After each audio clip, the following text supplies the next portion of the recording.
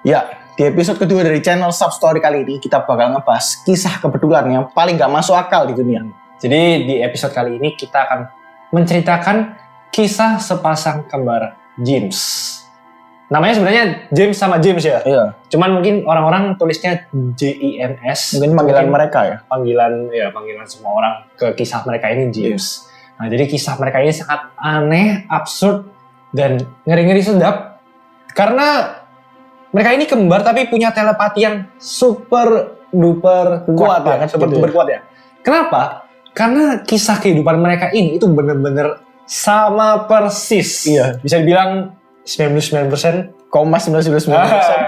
Nggak 100%. Karena kan kesempurnaan milik Tuhan. Jadi stay tune dan kita akan kupas semuanya dalam episode kali ini. Kenalin pasangan kembar James Springer dan James Louis. Sepasang kembar yang sudah terpisah selama 39 tahun semenjak mereka berdua dilahirkan. Mereka diadopsi oleh dua orang tua yang berbeda dan hidup terpisah sejauh 70 km tanpa menyadari satu sama lain sebagai saudara kembar mereka.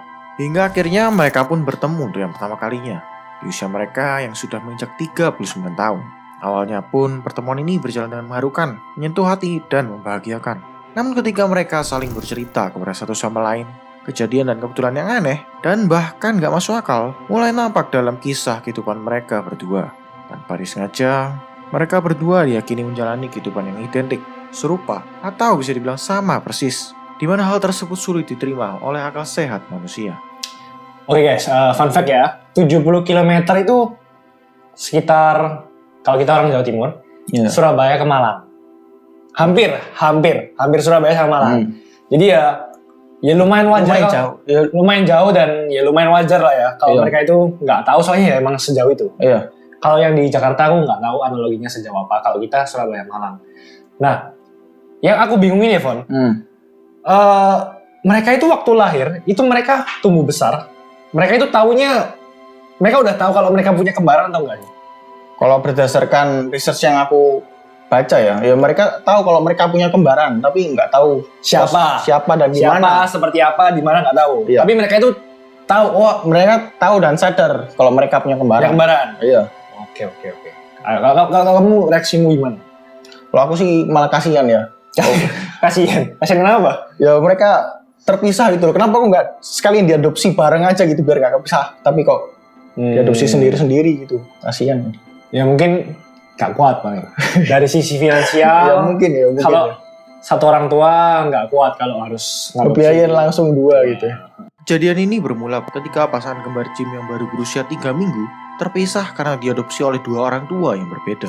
Salah satu anak diadopsi oleh keluarga Louis yang berasal dari Piqua, dan anak yang satunya lagi diadopsi oleh keluarga Springers dari Lima. Piqua dan Lima sendiri merupakan salah satu daerah di negara bagian Ohio di Amerika Serikat yang berjarak sekitar 70 km antar satu sama lain.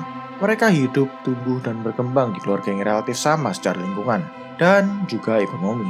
Namun secara lokasi mereka hidup terpisah sangat jauh. Keluarga masing-masing pun menyadari kalau anak adopsi mereka memiliki pasangan kembar. Namun mereka tidak mengetahui di manakah lokasi dan keberadaan dari pasangan kembar tersebut.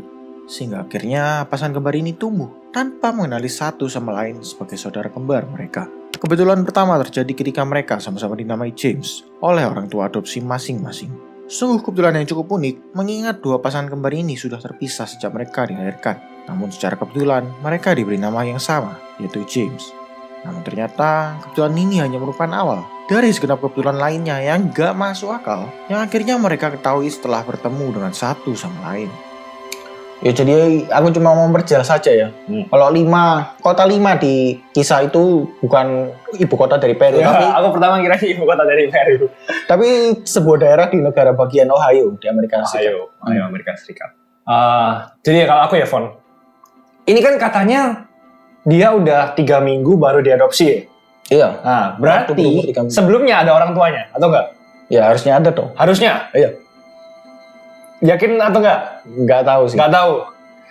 Nah, kalau misalnya, ya kan pasti ada lah orang tua yang ngelahirin ya. Ada. Tapi apakah dititipin ke mana? Ke panti atau ke panti? Nggak tahu. Nggak tahu sih kisahnya. Nah, kalau untuk kebetulan yang pertama ini, yang sama-sama namanya James, mungkin aku masih bisa membantah. Jadi gini loh. Mungkin aja ini asumsi orang tuanya melahirkan terus dititipin ke panti ya, misalnya gitu. Terus diambil sama keluarganya ini, dua keluarga ini. Nah, mungkin aja ini mungkin ya. Si orang tua yang lahirin ini udah kompromis ke pantinya. Ini kalau misalnya ada orang tua yang adopsi, tolong sama-sama kasih nama James ya. Gitu. Mungkin bedain nama terakhirnya gitu. Nah, itu kan masih bisa loh. Masih bisa. Nah, tapi kan balik lagi. Ini masih hanyalah awal dari segenap kebetulan lainnya. Tapi kalau yang pertama ini aku masih bisa bantah lah. Iya, masih masuk akal lah. Kita next ke kebetulan yang lain. Pertemuan mereka terjadi ketika Jim Lewis berhasil menemukan kontak dari Jim Springer melalui gedung pengadilan Ohio pada 1977. Jim Lewis kemudian berusaha untuk mengontak saudara kembarnya itu. Hingga akhirnya Jim Springer pun membalasnya. Dan mereka berdua pun setuju untuk bertemu dengan satu sama lain. Pada 9 Februari 1979, mereka akhirnya bertemu kembali untuk yang pertama kalinya semenjak mereka terpisah semasa bayi. Setelah melepas rindu dan saling memeluk satu sama lain, mereka pun mulai bercerita tentang kehidupan masing-masing. Hingga akhirnya mereka pun mendapati kalau mereka sama-sama diberi nama James oleh orang tua angkat masing-masing. Oke, Von. Gimana? Aku ada agak bingung ya sama di bagian yang tadi barusan ini.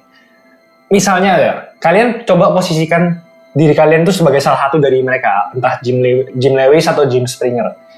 Nah, ini kan jadi kisahnya Jim Lewis ini berhasil menemukan kontaknya itu dari gedung pengadilan. Iya, benar. Terus dia ketemu Jim Springer. Nah, aku bingungnya itu kenapa kok dia itu bisa kepikiran, oh aku mau cari Jim Springer gitu loh. Nah itu kalau motifnya dia pengen ketemu alasannya apa ya? Enggak, maksudnya gini loh, kenapa kok bisa sampai ke nama Jim Springer gitu loh? Kan aku pertama kan nggak tahu kalau namanya James. Nah itu. Kok bisa sampai, ini Jim Springer? Apakah mungkin dia cari dari waktu kelahiran, terus rumah sakitnya apa? Bisa jadi ya, mungkin dari data adopsi itu ya. Kalau mereka berasal dari panti asuhan yang sama gitu. Jadi di gedung itu udah datanya semua ada. Iya. Tapi yang aku bingung sih, ini kan dikisahkan kalau Jim Lewis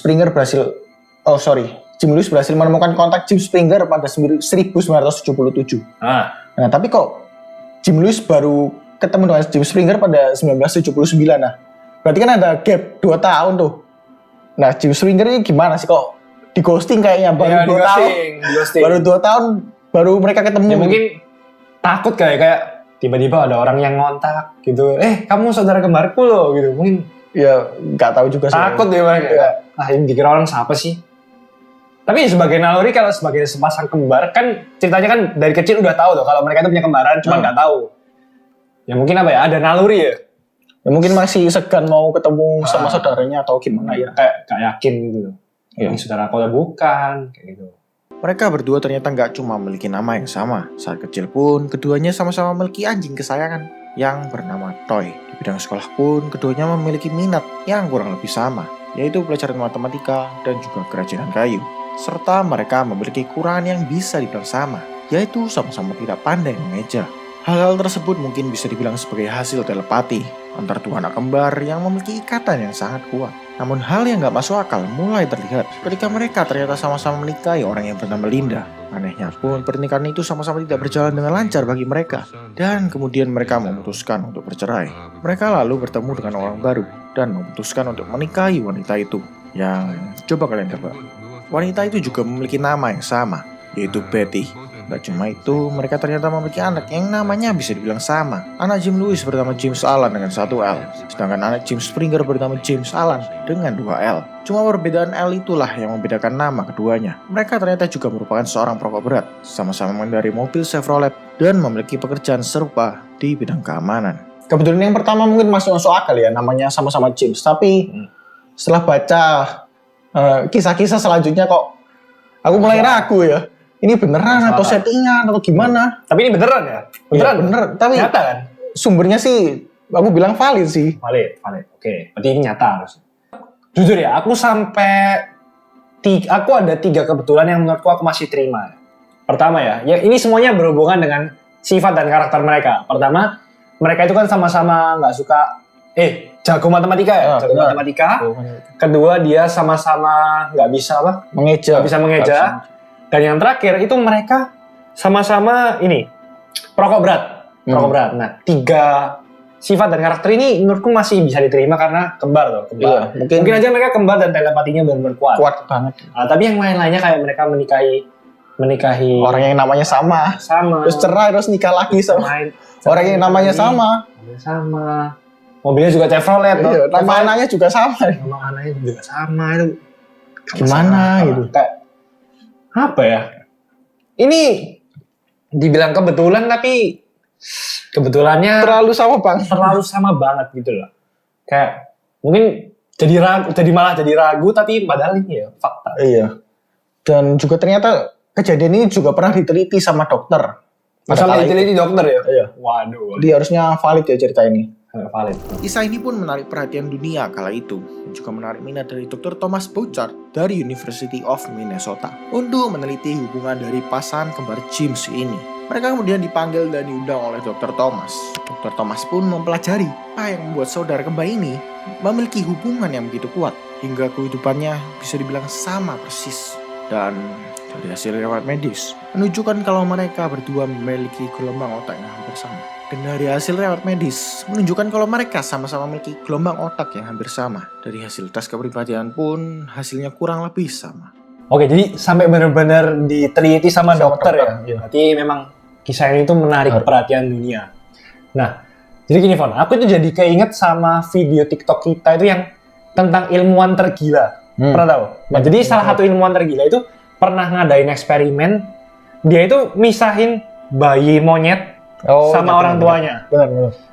Dan hasil dari eksperimen itu tuh ternyata memang mereka tetap punya hubungan meskipun sejak kecil langsung dipisah. Ya ini kan mirip kan. Jadi kan sejak kecil sepasang kembar ini langsung dipisahkan dan mereka punya ikatan yang kuat. Jadi kayak ya valid lah. Emang meskipun kita itu terpisah sama saudara kita, orang tua atau bahkan kembaran, itu dimanapun pasti masih ada ikatan ya. Benar. Kayak gitu. Kalau kamu gimana, Vin? Kamu percaya nggak sama kebetulan-kebetulan ini? Kalau aku ya, kalau cerita udah famous kayak gini, aku sih jujur ya aku percaya.